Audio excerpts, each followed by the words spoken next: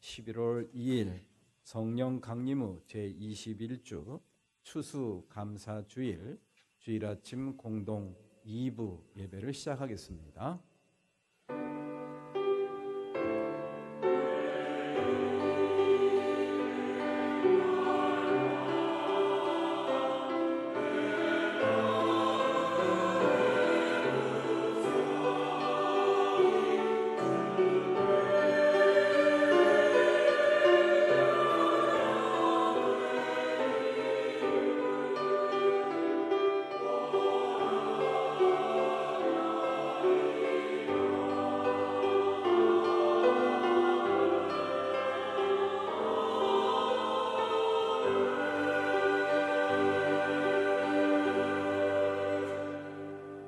너희 모든 나라들아 주님을 찬송하며 너희 모든 백성들아 그를 칭송하여라.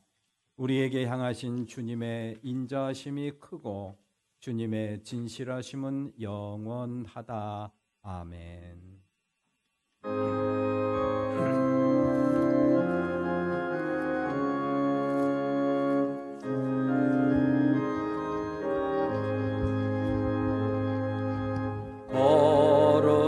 주의 날 주 앞에 모여서 찬양과 경배를 주님께 드리세.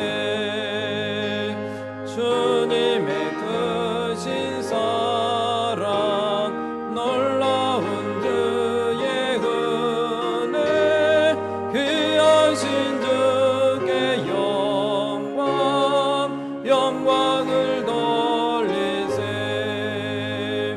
엎드려 경배하세. 주님의 크신 은혜 영원토록 할렐루야. 소리 높여 찬양하세. 거룩한 주의 날 주 앞에 모여서 온 몸과 마음을 다 주께 드리세. 한없는 주의 복은 부족함 전혀 없네.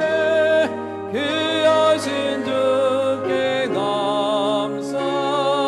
감사를 드리세. 엎드려 경배하세. 주님의 크신 은혜 영원토록 할렐루야. 소리 높여 찬양하세. 거룩한 주의 날 주 앞에 모여서 하늘의 소망을 함께 누리세. 날마다 주의 성령 우리를 인도하니 십자가 바라보며 주님만 따르리. 엎드려 경배하세. 주님의 크신 은혜 영원토록 할렐루야. 소리 높여 찬양하세.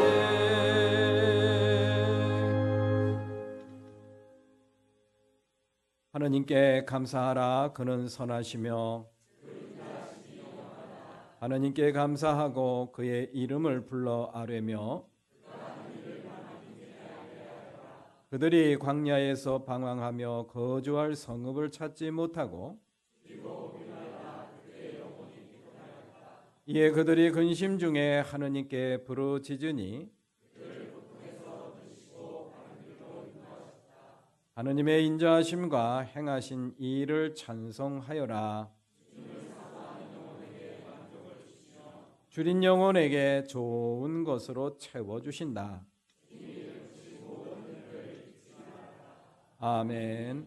전능하사 천지를 만드신 하나님 아버지를 내가 믿사오며 그 외아들 우리 주 예수 그리스도를 믿사오니 이는 성령으로 잉태하사 동정녀 마리아에게 나시고 본디오 빌라도에게 고난을 받으사 십자가에 못 박혀 죽으시고 장사한 지 사흘 만에 죽은 자 가운데서 다시 살아나시며 하늘에 오르사 전능하신 하나님 우편에 앉아 계시다가 저리로서 산자와 죽은 자를 심판하러 오시리라.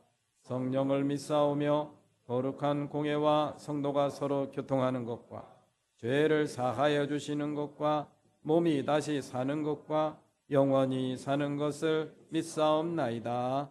아멘. 성부 성자와 성령 영원히 영광 받으옵소서.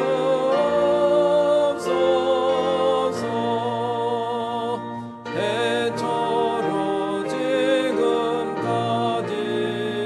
동일이 영원무궁 성삼위께 영광. 아멘.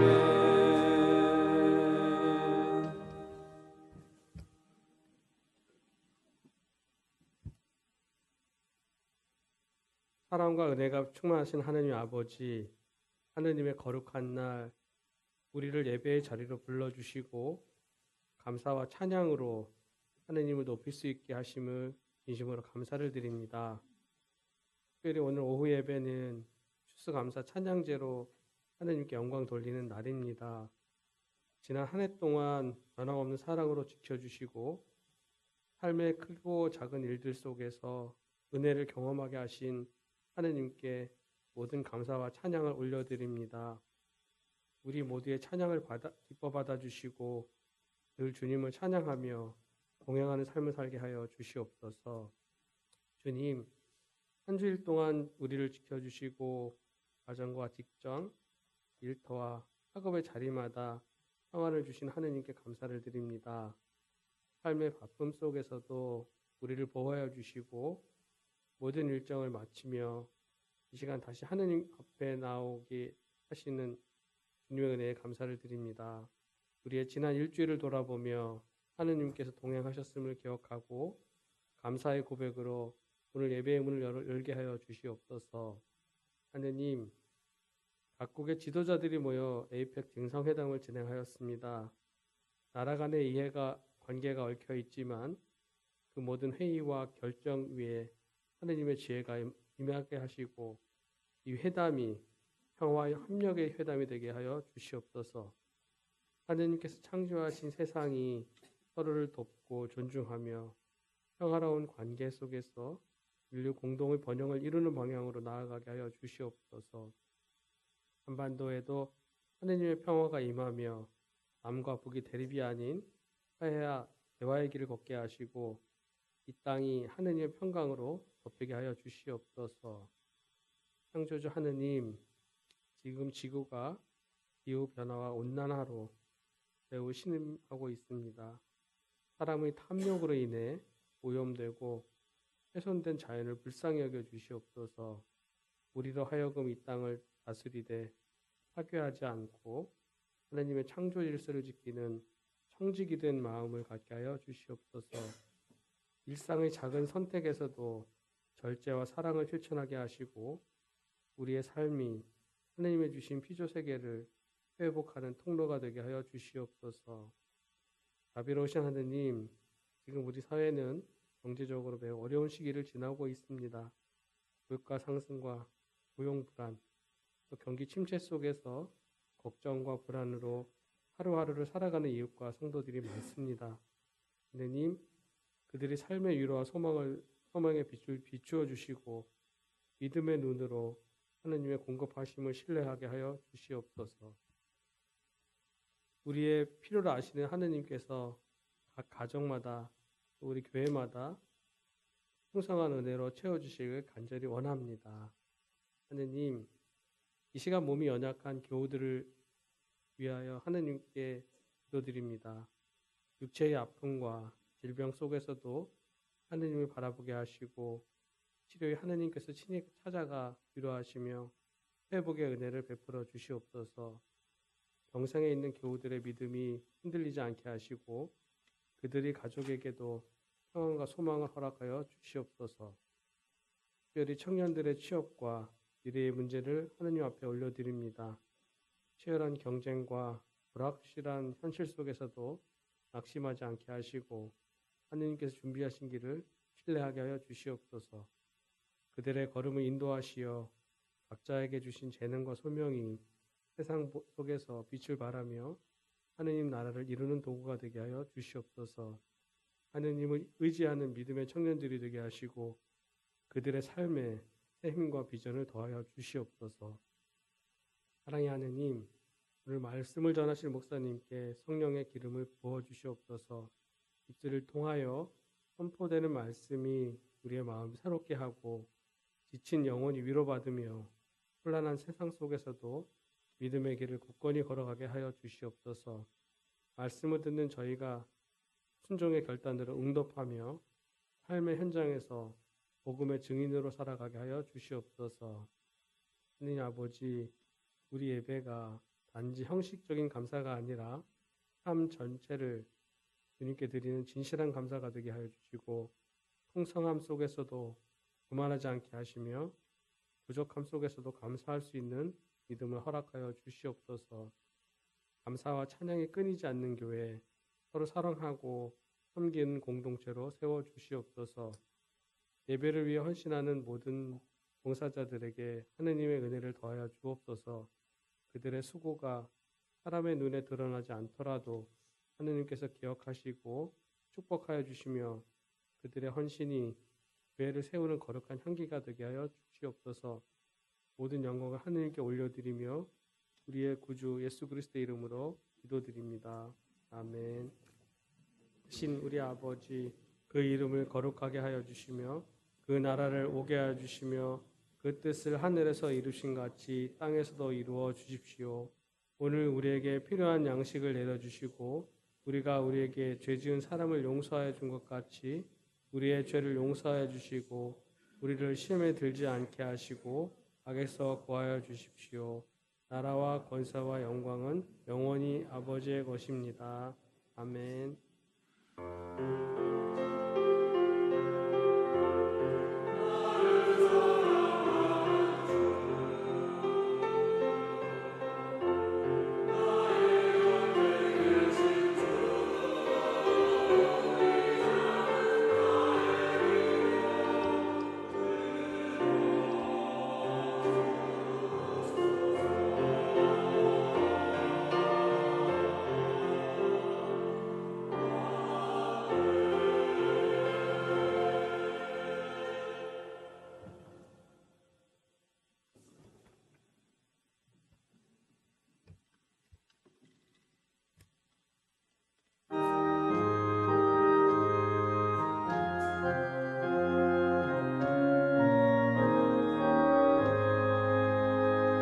저 밭에 농부 나가시고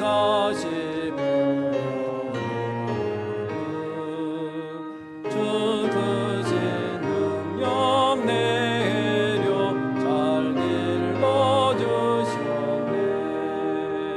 또 사시사철 따라 햇빛과 남미를 저 밭에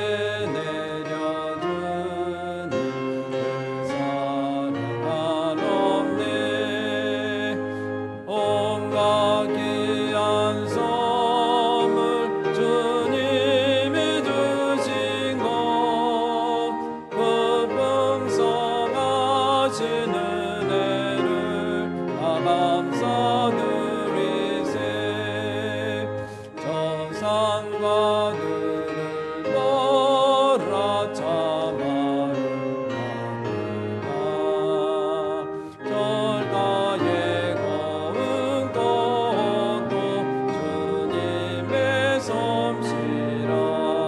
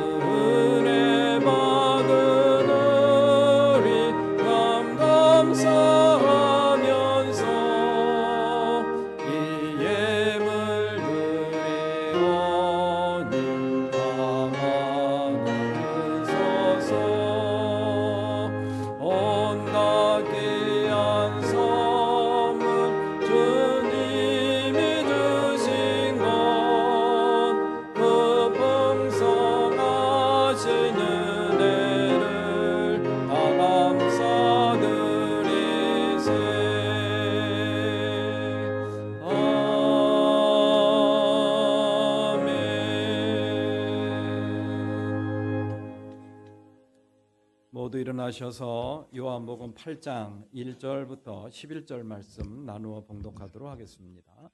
1절 말씀을 제가 먼저 봉독합니다. 예수께서는 올리브 산으로 가셨다.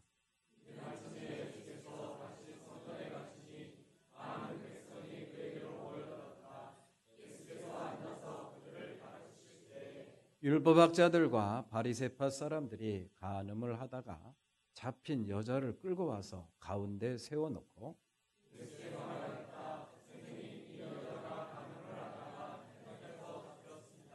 모세는 율법에 이런 여자들을 돌로 쳐 죽이라고 우리에게 명령하였습니다. 그런데 선생님은 뭐라고 하시겠습니까?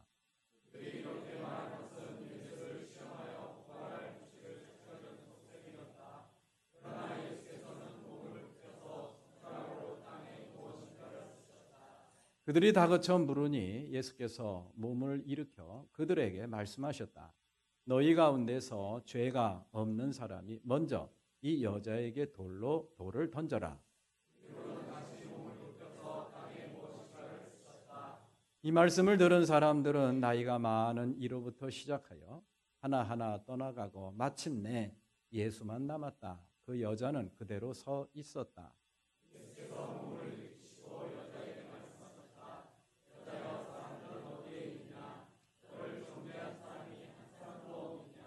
다 같이 여자가 대답하였다. 주님, 한 사람도 없습니다.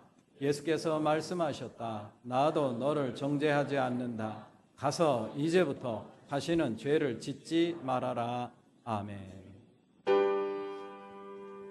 모든 것이 주께로부터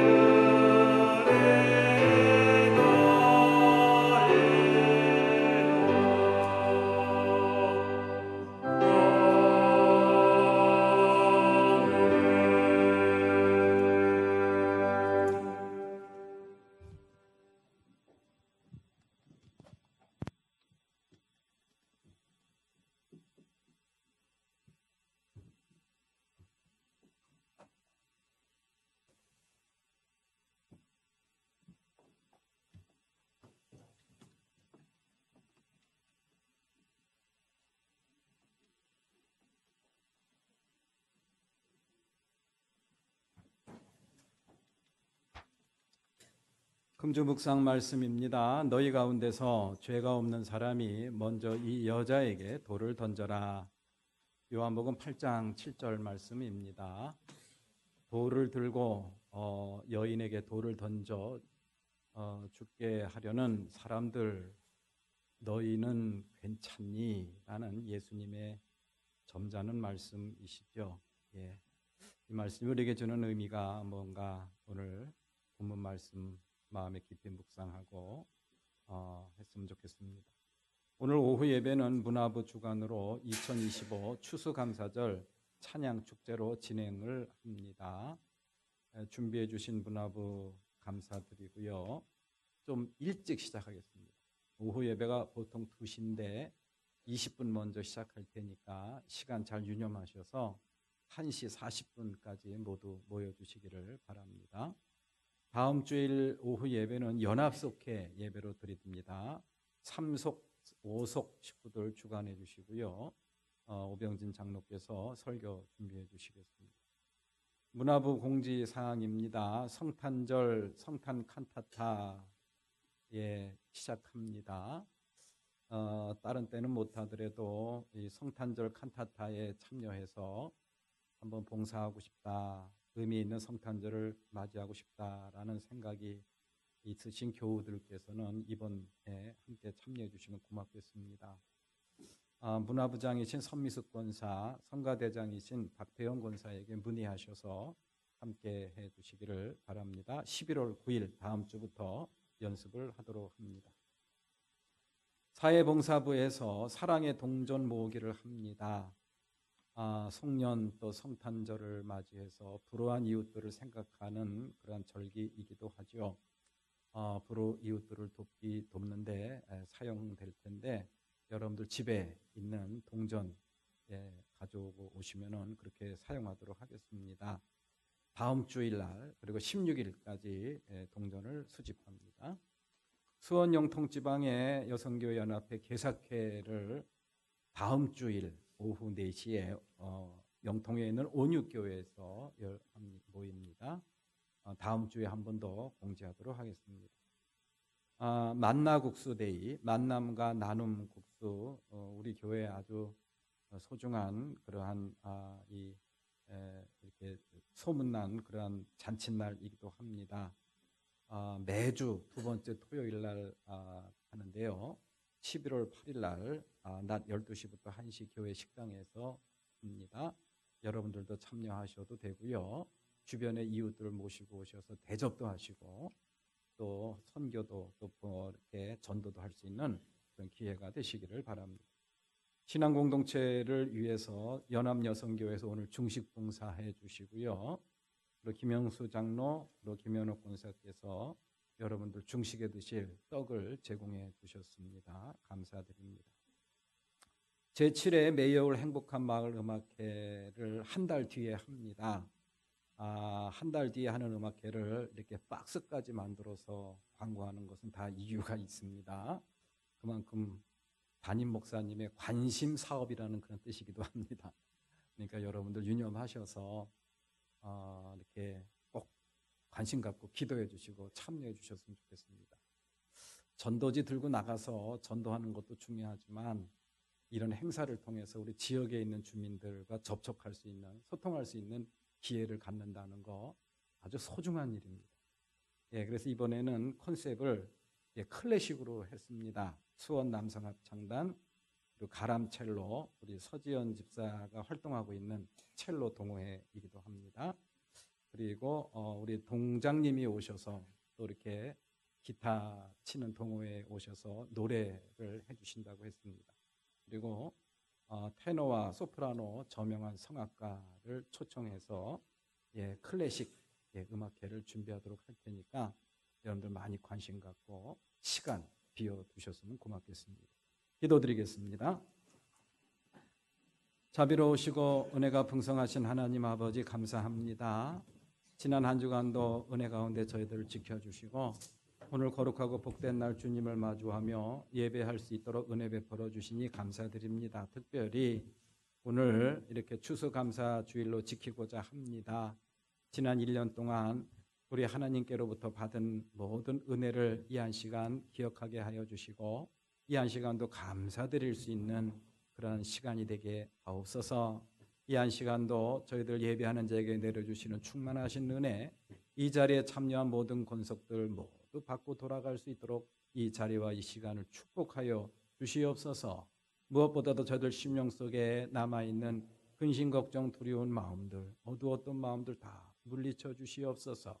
주님께서 주시는 기쁨과 감사와 마음으로 충만하게 채워주시고 연약한 육신 힘을 얻고 병들어 고통당하는 육신 주님의 치유의 은혜를 경험할 수 있는 복된 시간이 되게 하옵소서. 이 한 시간도 준비한 예물 드린 손길들 있습니다. 하나님 기억하여 주시고 어여삐 여겨주시고 무엇보다도 지난 40일 동안 마음을 다해서 진심으로 하나님 앞에 감사의 제목을 글자로 적어 하나님 앞에 드린 사랑하는 권속들 특별히 기억해 주시고 저들 심령 속에 이전에 경험해 보지 못했던 놀라운 은혜를 경험할 수 있도록 저들의 심령을 축복해 주시옵소서. 이 예물이 또 저희들의 마음이 하나님의 마음을 기쁘게 할 수 있는 예물과 마음들이 되기를 소망합니다. 또한 하나님 나라를 위해서 또 어려운 이웃들을 위해서 소중하게 사용될 수 있도록 이 예물을 축복하옵소서. 예수님의 이름으로 기도드립니다. 아멘.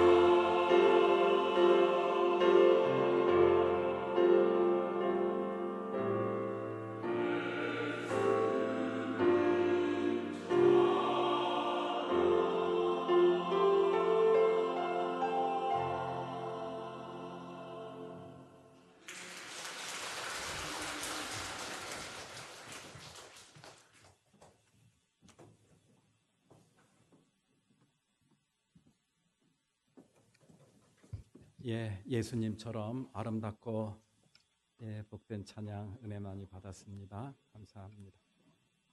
오늘도 이렇게 추수감사절 예배에 나온 우리 사랑하는 교우 여러분들, 또 영상으로 예배하는 우리 교우 여러분들 주님의 이름으로 환영하고 또 축복합니다.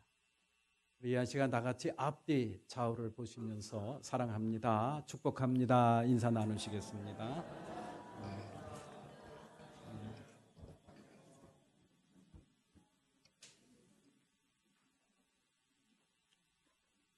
지난 시간에 요한복음 7장 말씀을 함께 나누었고요. 순서대로 하면은 이제 8장 차례인데 오늘이 무슨 날입니까? 추수감사절입니다. 그런데 말씀의 내용이 이 추수감사절 내용하고 이렇게 매치하기가 쉽지가 않아요. 살짝 고민이 됐습니다. 성경 구절을 다른 데로 이렇게 다른 성경 구절을 인용을 해서 추수감사절에 맞는 메시지를 준비를 해야 되나? 아니면은 이제껏 쭉 해오던 대로 8장을 할 차례니까 8장을 계속 해야 되나? 살짝 고민되는 중에 이 8장 말씀을 읽으면서 나름대로 그런 은혜가 마음에 와 닿아. 가장 큰 감사의 제목. 우리가 이 땅에 살면서 마음속에 새겨야 될 가장 큰 감사. 그게 오늘 본문 말씀에 나타난 이야기. 그 이야기의 주제라더라고요. 주제라는 생각이 또 그런 깨달음이 들더라고요. 오늘 본문 말씀의 내용은 우리 교우 여러분들이 잘 아시다시피 현장에서 가늠하다 현장에서 잡힌 여인의 이야기입니다. 율법에 의하면은 이 여인은 돌에 맞아 죽습니다. 그 여인이 예수님으로 인해서 구원을 받고 살게 되었다라는 그런 이야기. 이 이야기 속에서 이 부족한 종이 우리가 이 땅에 살면서 가장 큰 감사의 제목을 찾았다는 게 무슨 의미일까? 우리 교우 여러분들 마음속에 큰 기대를 갖고 함께 경청해 주셨으면 참 좋겠습니다. 이 부족한 종이 깨달은 그 깨달음이 우리 교우 여러분들 마음속에 잘 전달이 되어서 제가 찾았던 것처럼 우리가 이 땅에 살면서 가장 큰 감사의 제목을 오늘 본문 말씀에서 찾는 그런 은혜가 여러분들에게 함께 하시기를 주님의 이름으로 기원합니다. 오늘 본문 말씀에서 우리가 주목해야 될 내용은 바로 간음하다 현장에서 붙잡힌 여인의 입장입니다. 오늘 이 이야기는 예수님께서 우리에게 주시고자 하시는 분명한 메시지가 존재합니다. 아무런 의미도 없이 이 성경 말씀에 기록될 이유가 없어요. 그리고 이 말씀이 유일하게 요한복음에만 기록이 되어 있습니다. 마태복음 없어요. 누가복음 없습니다. 마가복음 없습니다. 유일하게 기록되어 있는 말씀이 바로 요한복음 이 8장에 나와 있는 이 간음하다 현장에서 붙잡힌 여인의 이야기입니다. 그러면 왜 이 말씀이 우리에게 이 요한복음 기자가 무슨 의도로 이 말씀을 이렇게 편집을 해 놓았는가? 그래서 요한복음을 읽는 저와 여러분들에게 이 말씀이 오늘날까지 우리에게 전해지게 되었느냐 이유가 있다라는 그런 이야기. 그동안 우리 예수님께서는 끊임없이 기적과 표징을 통해서 예수님이 하나님께서 보내신 구원자라는 사실을 끊임없이 사람들에게 보여주시려고 했던 것을 우리는 기억합니다. 그러면서 그동안 우리는 세 가지 기적과 그리고 표징을 우리가 함께 살펴보았습니다. 첫 번째 기적 이야기가 뭐죠? 물로 포도주를 만드는 기적. 두 번째가 38년 된 병자가 벌떡 일어나서 걷고 뛰는 하는 모습. 그리고 베세다 광야에 있었던 5천 명이 넘는 사람들을 물고기 2마리와 떡 5개로 먹이고도 몇 광주리가 남겼어요? 12광주리를 남기는 그런 이야기를 통해서 예수님께서 분명히 보여주시고자 하시는 그러한 메시지, 뜻이 있었다라는 그런 이야기. 나는 하늘로부터 보냄받은 구원자다. 그리스도다. 라는 사실을 보여주시려는 그런 의도가 있습니다. 오늘 본문 말씀도 그런 차원에서 우리가 이해를 해야 됩니다. 그렇게 구원을 받기 위한 전제 조건이 무엇이냐는 그런 이야기. 그러면서 우리에게 주시는 이 말씀 속에서 우리는 이 간음하다 현장에서 붙잡힌 여인을 우리가 주목해서 볼 필요가 있습니다. 예수님께서 이 가르침을 우리에게 주신 것은 또 다른 복음서에 나타나지 않는 이 이야기를 이 요한복음에 편집을 해서 우리들에게 전해주고자 하는 이 요한복음의 기자가 우리에게 주시고자 하시는 그 의도는 분명합니다. 바로 저와 여러분들이 이 돌에 맞아 죽을 수밖에 없는 위치, 그 위치에 한번 서보라는 그런 이야기. 저와 여러분들은 그리스도인으로서 이 여인을 심판할 수 있는 그런 자리에 설 수도 있습니다. 어떻게 저럴 수가 있지? 그러면서 돌을 들고 서 있는 그런 마음으로 이 이야기를 볼 수도 있을 거예요. 그러나 오늘 본문 말씀이 우리에게 주시는 아주 핵심적인 메시지는 바로 그게 아닙니다. 너희들이, 저와 여러분들이 바로 그런 여인이 있는 그 자리에 서 있어야 될 그러한 사람들이라는 그런 사실. 그것을 저희들에게 오늘 본문은 전해주고 있습니다. 여인의 입장, 여인의 자리, 그리스도인, 구원받은 사람들이, 하나님을 믿고 예수를 정말 믿는 사람들이 서 있어야 될 자리, 그건 돌든 사람들이 아니에요. 심판하는 자리가 아니라는 그런 이야기. 돌에 맞아 죽을 수밖에 없는 돌 맞는 자리. 그것이 바로 이 시대에 구원받은 사람, 하나님을 정말 믿는 사람들, 예수 그리스도를 나의 구세주로 영접한 사람들이 머물러야 될 자리, 서 있어야 될 자리라는 사실. 그것이 바로 오늘 본문 말씀이 우리에게 주는 아주 소중한 교훈이 아닌가라는 그런 생각을 해보게 됩니다. 왜냐? 그래야 우리는 그러한 돌 맞을 자리에 서 있는 여인의 입장이 돼야 우리가 분명히 알 수 있는 것이 있어요. 내가 누구인가? 그리고 예수님이 누구인가? 나 같은 죄인을 구원하기 위한 예수님의 구원의 방식과 구원의 원리가 무엇인가? 그것을 분명히 깨달을 수가 있다라는 그런 이야기.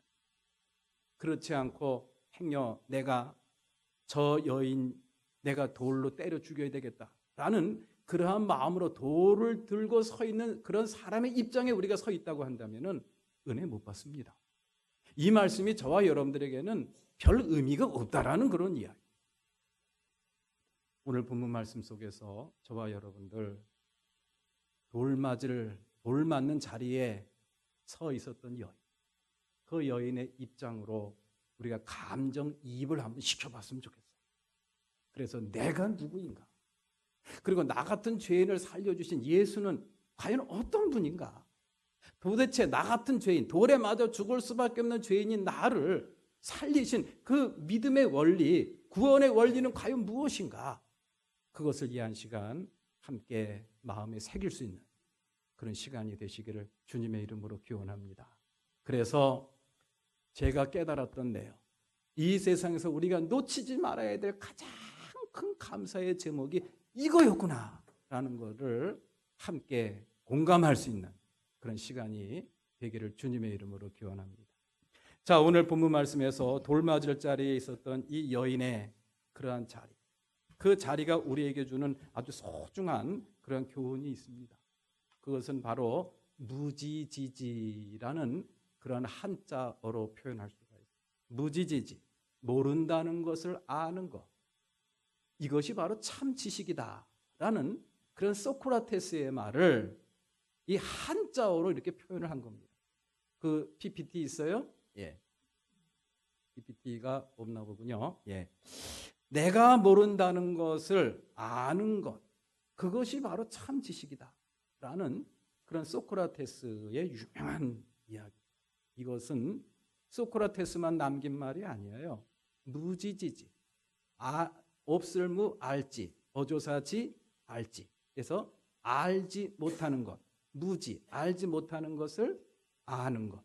이것이 바로 참 지식이다. 고대 그리스 도시에 델피라는 그런 도시가 있습니다. 델피라는 도시는 바로 뭐 하는 도시냐? 그 신의 뜻을 묻는 사람들이 모여 사는 곳이 바로 델피라는 도시였어요. 그곳에서 신의 뜻을 받아서 사람들에게 전달해 주는 사람들을 일컬어 오라클이라고 합니다. 그 델피라는 도시에 사는 오라클이 이 소크라테스를 일컬어 뭐라고 이야기를 했느냐? 이 세상에 존재하는 모든 사람들 가운데 가장 현명한 사람이 소크라테스다라고 그 오라클들이 이야기를 해주는 거예요. 그랬더니 소크라테스가 무슨 소리야?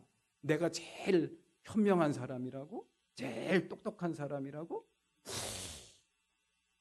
왜 그런 거지? 그러면서 이 세상에 제일 똑똑하다는 사람들, 세 부류의 사람들을 찾아다녔어요. 그 첫 번째로 찾아간 사람이 장인이었어요. 요즘으로 말하면 기술자들이죠. 예. 기술자들을 찾아다니면서 그 사람들과 대화를 나눕니다. 그리고 두 번째로는 시인을 찾았어요. 시인을 찾아다니면서 그 사람들하고 이야기를 했어요. 그리고 세 번째로는 정치인을 찾았습니다. 정치인을 찾아가서 제일 똑똑하고 정치 잘한다고 소문난 정치인을 찾아가서 그 사람들하고 이야기를 나누면서 내린 결론이 맞구나. 내가 제일 현명한 사람이고 똑똑한 사람이구나라고 깨달았대요. 왜 깨달았느냐? 그런 깨달음을 얻게 된 이유가 뭐냐? 가장 훌륭하다고 소문난 장인, 이 세상의 모든 것을 다 만들 수 있는 기술자, 그리고 정말 멋진 시를 지어서 사람들에게 감동을 주는 유명한 시인, 그리고 정치를 잘하는 지혜로운 정치인, 그 사람들의 한결같은 공통점이 바로 뭐냐? 자기가 모든 것을 다 안다라는 것. 그런 사람들이라는 그런 이야기. 근데 그들과 다른 차별점이 있다고 한다면, 소크라테스에게서 그 차별점이 있다고 한다면 바로 뭐냐? 내가 모른다는 것을 안다. 그것이 소크라테스의 차별점이더라는 그런 이야기. 저 사람들은 다 자기들이 모든 것을 다 안다고 하는 사람들. 그런데 소크라테스는 아니야. 내가 모르는 것이 너무너무 많다라는 것을 소크라테스는 알고 있었던 사람. 그래서 소크라테스가 그런 이야기를 남기는 거예요. 무지지지. 알지 못하는 것을 아는 것. 그것이 바로 참 지식이다. 제가 이런 말씀을 드리는 이유는 다른 게 아닙니다. 우리의 신앙에도 이 이야기를 우리가 한번 대비를 시켜볼 필요가 있어요. 참 신앙인은 어떤 사람이냐? 나는 정말 믿음이 없는 사람이구나. 나는 그러한 사실을 많이 깨달은 사람일수록 그 사람은 믿음이 좋은 사람이에요. 나는 참 신앙이 좋은, 정말 믿음 좋은 사람이다라는 생각을 갖고 있는 사람은 적어도 이 한자 성어의 소크라테스의 이 말에 우리가 이렇게 비유를 해서 이야기를 한다고 한다면 믿음이 없는 사람입니다. 나는 정말 부족한 사람이구나. 나는 정말 연약한 사람이구나 라는 깨달음이 크면 클수록 그 사람은 진짜 신앙인이고 진짜 의로운 사람이라는 그런 이야기. 어떤 사람이 구원받은 사람이냐? 아무리 생각해도 나는 구원받을 자격이 1도 없는 사람이다 라는 깨달음이 크면 클수록 그 사람은 진짜 구원받은 사람. 하나님을 마주하는 사람, 매 순간 하나님을 마주하는 사람들일수록 그런 깨달음이 클 수밖에 없어요. 왜? 하나님은 온전한 분이시기 때문에, 하나님은 거룩하신 분이기 때문에, 흠이 없는 분이시기 때문에 그분을 진짜 믿는 믿음으로 그분을 마주할 때 우리에게 다가오는 감정은 바로 그겁니다. 나는 죽을 죄인이구나. 나는 정말 연약한 사람이구나. 나는 구원받을 수 있는 조건이 1도 없는 사람이구나 라는 그런 깨달음. 그런 깨달음이 있는 사람. 그 사람들이 바로 구원받은 사람이고 그런 사람들이 바로 믿음이 좋은 성숙한 믿음의 소유자라는 사실. 오늘 본문 말씀에 이 여인, 가늠하다 현장에서 붙잡힌 이 여인이 예수님께로부터 구원을 받았어요. 예수님께서도 분명히 말씀했어요. 나도 너를 정죄하지 않겠다. 정죄라는 게 뭡니까? 심판입니다. 나도 널 심판하지 않겠다. 구원받은 거예요. 맞습니다. 그리고 이 여인은 은혜를 받았어요. 그리고 다른 사람들은 다 돌을 던지려고 준비했던 사람들은 다 떠났지만 이 여인은 떠나지 않았습니다. 구원받은 게 맞습니다. 이 여인이 구원받을 수 있었던 그런 조건을 우리가 찾는다고 한다면은, 적어도 오늘 본문 말씀 찾는다고 한다면은 딱 하나예요. 나는 구원받을 자격이 없는 사람이라는 깨달음. 그거 하나입니다. 그거 하나 갖고 구원받은 사람, 구원받은 이야기가 오늘 본문 말씀의 이야기가 아닌가라는 그런 생각을 한번 해보게 됩니다. 우리 사랑하는 교우 여러분들, 돌맞을 여인의 자리에 서 있어야 된다는 말은 다른 뜻이 아닙니다. 내가 그런 사람이라는 깨달음, 그런 사람이라는 깨달음을 우리가 가질 필요가 있다라는 그런 이야기. 그러면 그런 깨달음을 언제 갖느냐? 내가 공부해서 돌을 닦아서? No, 안 됩니다. 절대자를 마주해야 돼요. 하나님을 마주해야 됩니다. 정말 믿는 마음으로 하나님을 마주할 때 우리들에게 오는 하나님의 큰 축복과 은혜와 그 큰 깨달음이 있어요. 그것이 바로 뭐냐? 나는 죽을 죄인이다 라는 그런 깨달음.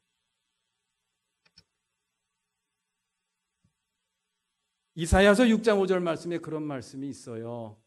이사야가 제단불을 붙잡고 나라와 민족을 위해서 간절히 눈물로 기도하다가 영안이 열려서 하나님의 음성을 듣습니다. 하나님의 음성을 듣고 깜짝 놀래가지고 했던 고백이 바로 이 말씀. 다 같이 한번 봉독해 봅니다. 시작. 닥치겠구나. 이제 나는 죽게 되었구나. 나는 입술이 부정한 사람인데 입술이 부정한 백성 가운데 살고 있으면서 왕이신 만군의 주님을 만나 뵙다니. 나 큰일 났다. 나 죽게 됐다. 이사야가 뭐 하는 사람입니까? 예언자입니다. 신실하고 거룩한 예언자예요. 그런데 하나님의 음성을 듣고 하나님을 딱 마주하면서 깨달은 게 바로 뭐냐? 나는 이제 죽게 되었구나. 죄인이라는 사실을 절실하게 깨달은 겁니다. 하나님을 진심으로 마주하는 사람들에게 주시는 하나님의 은총이 있다고 한다면 바로 이겁니다. 무지지지. 내가 하나님께로부터 구원받을 자격이 1도 없는 사람이라는 깨달음. 여러분들 그런 깨달음이 여러분들 심령 속에 다가올 때 걱정하지 마십시오. 그것이 바로 은혜의 문이 열리는 그러한 상징인 줄로, 징조인 줄로 믿으시기를 기원합니다. 은혜가 쏟아지는 문이 열린 징조라는 그런 이야기. 저와 여러분들이 하나님과 하나가 되고 하나님과 더욱더 가까이 갈 수 있는 그러한 출발점이 된다라는 사실. 나의 부족함과 연약함을 깨닫는 것. 이것이 바로 신앙의 출발입니다.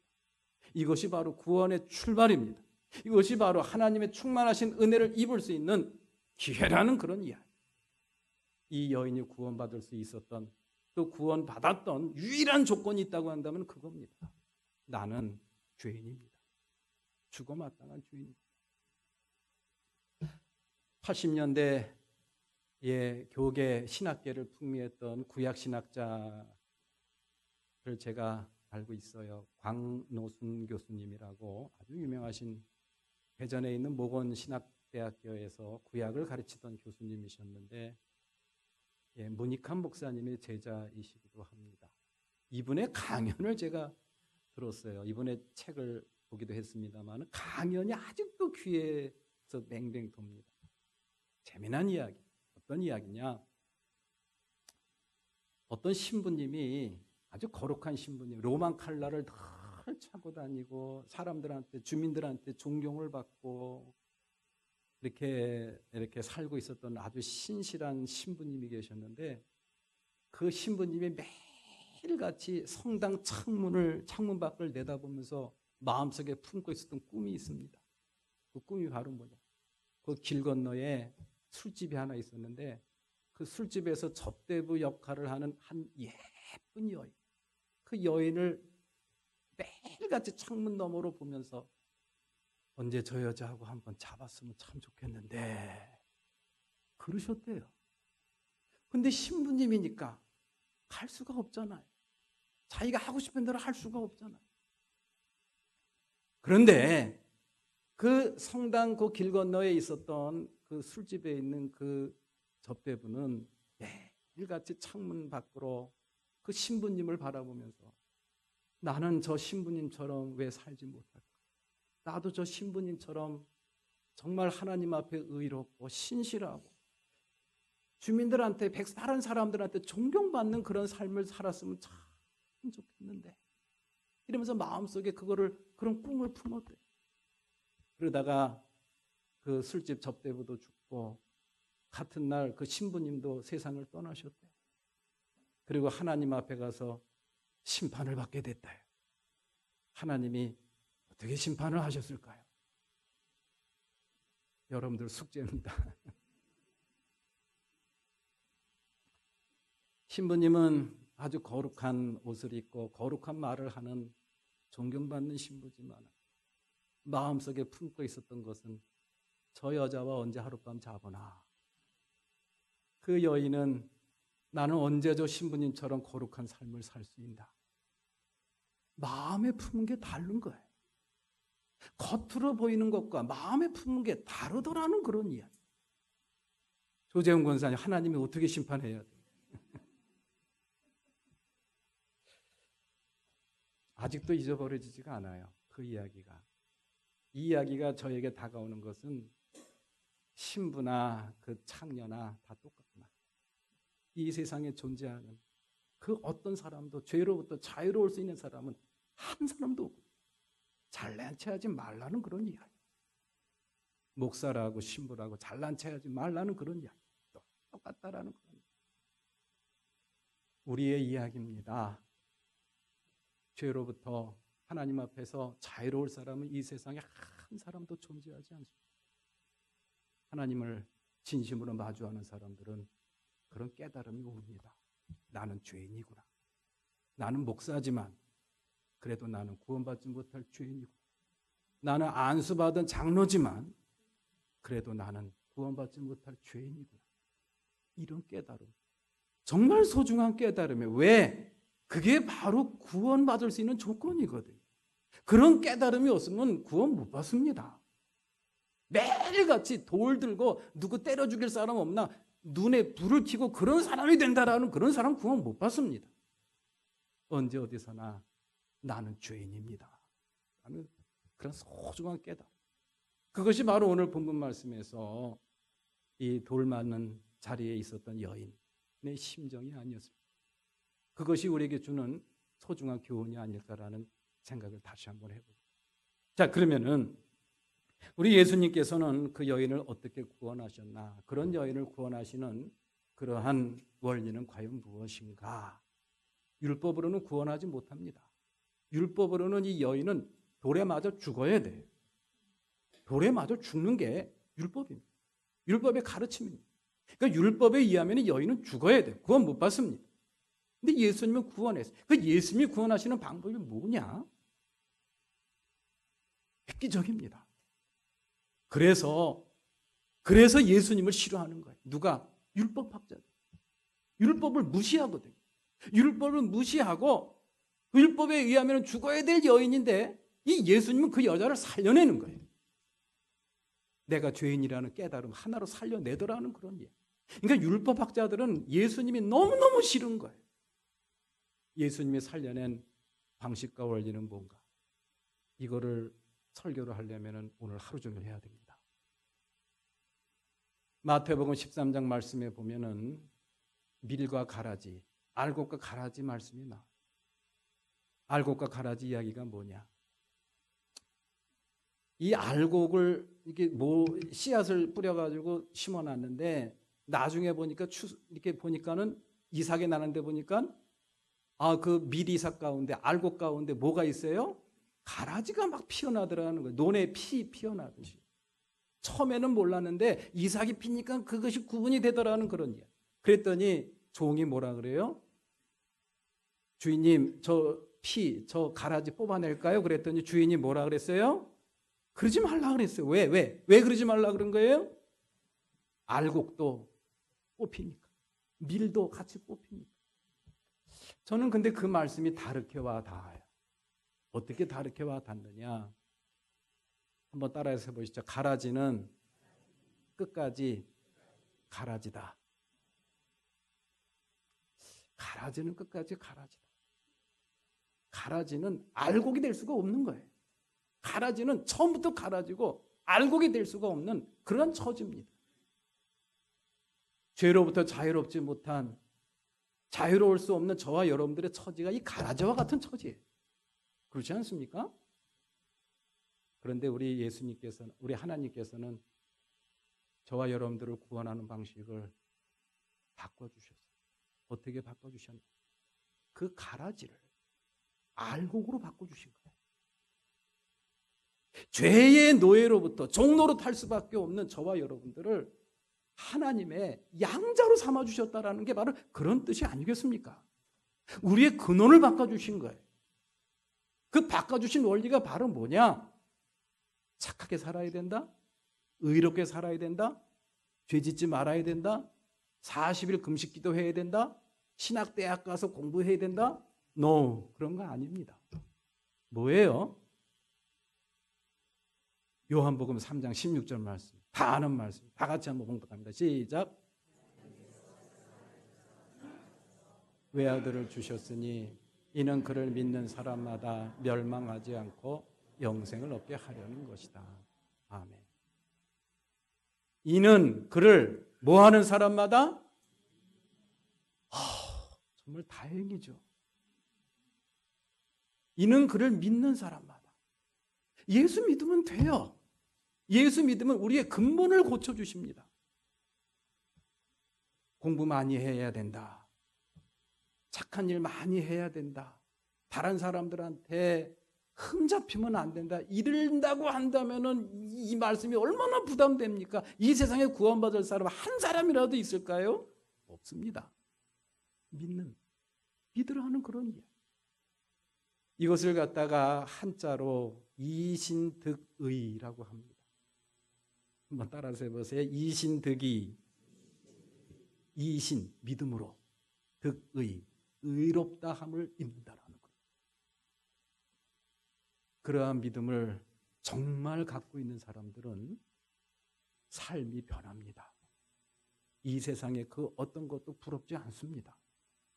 원수도 사랑할 수 있는 놀라운 힘과 능력을 얻게 됩니다. 이 말씀을 깊이 묵상하면서 저는 제가 그동안 갖고 있었던 생각을 고쳐먹게 되는 계기가 된 적이 있어요. 예수 믿는다고 하면서 목사라고 하면서 목사라는 타이틀을 갖고는 있지만은 정말 마음에 안 드는 사람들이 얼마나 많은지 알 수가 없어요. 저 사람 어떻게 예수 믿는 사람 맞나? 저 사람이 가는 천국엔 나도 안 가고 싶어. 그렇게 인상을 찌푸리고 마음을 아프게 하는 그런 사람들이 믿는 사람들 주변에 믿는 사람 가운데 얼마나 많은지 알 수가 없어요. 그런데 저는 생각을 고쳐먹기로 했습니다. 그럼에도 불구하고 저 사람을 우리 하나님께서는 구원해 주시겠구나. 왜? 믿는 사람. 저 사람이 변화돼서 올바른 사람이 되고 정말 흠잡히는 일을 하나도 하지 않고 정말 신실하게 살아가는 사람들은 멸망하지 않고 영생을 얻으리라. 아닙니다. 믿는 사람. 말씀을 마칠게요. 우리 예수님께서 저와 여러분들을 구원하는 방식은 바로 그겁니다. 고쳐서 사용하는 게 아니라 고쳐서 사용할 수 없으니까 아예 죽여버리는 거예요. 죽여서 새 사람으로 만들어주신 겁니다. 근본을 바꿔주신 거예요. 종의 노예로부터 하나님의 아들로 호적을 완전히 바꿔주신 거예요. 이것이 바로 저와 여러분들에게 주어진 하나님의 은혜입니다. 오늘 본문 말씀에서 돌에 맞는 자리에 있었던 여인이 누렸던 은혜가 바로 그거예요. 그러니 그 다음부터 이 여인은 어떻게 살았을까요? 정말 잘 살았을 거예요. 내가 어떤 사람이었는데, 내가 어떻게 구원을 받았는데, 내가 이렇게 살 수는 없지. 아마 그런 자세로 평생을 정말 잘 살았을 거예요. 그런데 돌을 들고서 던지려고 했던 사람들은 어떻게 됐습니까? 그 사람들에게 우리 주님께서 하신 말씀이 있어요. 7절 말씀 다 같이 봉독합니다. 7절 말씀 다 같이 시작. 죄가 없는 사람이 이 여자에게 먼저 돌을 던져라. 이 말씀이 무슨 말씀이에요? 돌을 던지려고 심판의 자리에 있는 너희들도 똑같아. 이 말씀입니다. 너 주제를 알아라. 이 말을 듣고 마음에 찔림을 받았던 사람들 한 사람도 빠짐없이 돌멩이 다 내려놓고 어디로 갔다 그랬어요?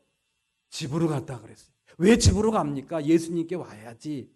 예수님께 와서 물어봐야지. 어떻게 해야 됩니까? 우리도 저 여자와 똑같은 처지인데 어떻게 해야 됩니까? 물어봐야죠. 집으로 갔어요. 따라서 거기에 남아있는 사람은 딱 두 사람이 예수님과 돌 맞은 자리에 있었던 돌멩이 내려놓고 집에 간 사람들은 나중에 어떻게 됐을까요? 다시 돌멩이를 들고 와서 예수님을 때려 죽이려고 합니다. 예수님을 십자가에 못 박으라고 했던 사람들이 바로 그 사람들이에요. 돌 들고 사는 사람들은 구원 못 받습니다. 우리 사랑하는 교회 여러분들, 이 시간 나는 돌을 들고 있는 사람인가? 아니면 돌 맞는 자리에 있는 사람인가? 한번 성찰해 봤으면 참 좋겠어요. 감사일기 쓰신 분들이 몇 분 안 돼요. 여기 삼남성교회 두 개밖에 안 되네. 이거 오여성교회가 제일 많네요. 이 목사가 좀 하래 먼저 한번 지는 척한 거 한번 해보세요. 새로운 경험을 합니다.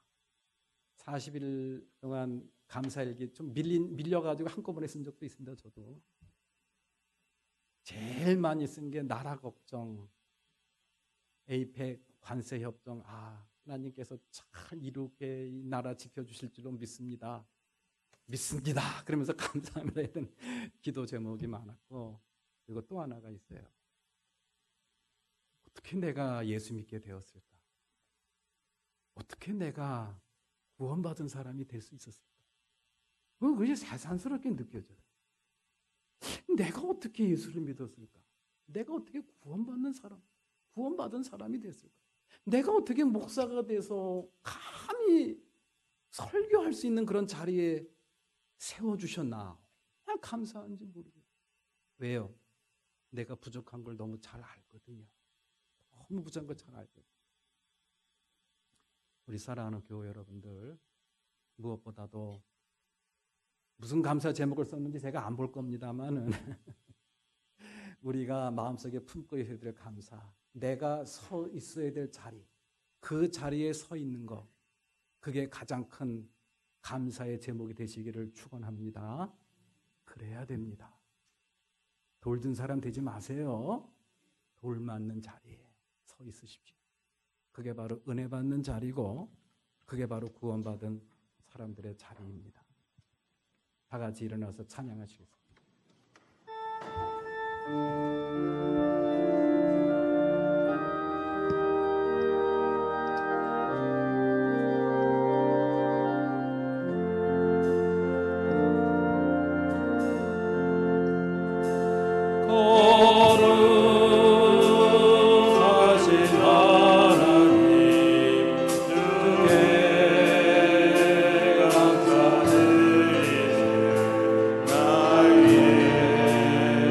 이 땅에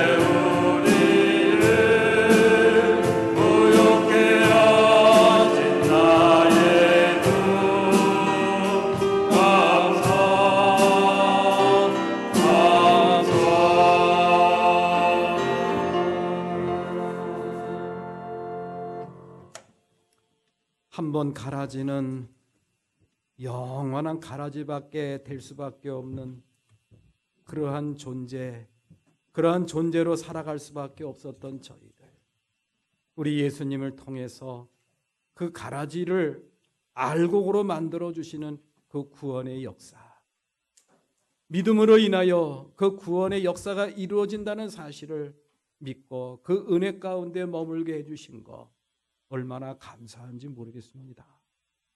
돌맞은 자리에 서 있었던 그런 여인의 심정으로 매 순간 그런 은혜를 마음속에 누리며 힘있게 믿음의 길을 걸어가겠노라. 마음에 다짐하고 세상을 향해 나아가 우리 사랑하는 귀한 권속들 축복하옵소서. 이제는 우리 주 예수 그리스도의 은혜와 하나님 아버지의 크신 사랑, 성령님의 감화 감동 역사 내주하시고 오늘 주님을 마주하며 온전한 예배로 영광 돌리고 특별히 추수감사절 예배로 하나님께 영광 돌리고 이 한 시간 마음의 거룩한 다짐과 결심을 하고 세상을 향해 나아가 주님의 귀한 권속들 머리 위에 저들의 가정 위에 기업과 직장과 사업과 학업이 지금부터 영원토록 함께 하시옵기만을 간절히 축원하옵나이다. 아멘.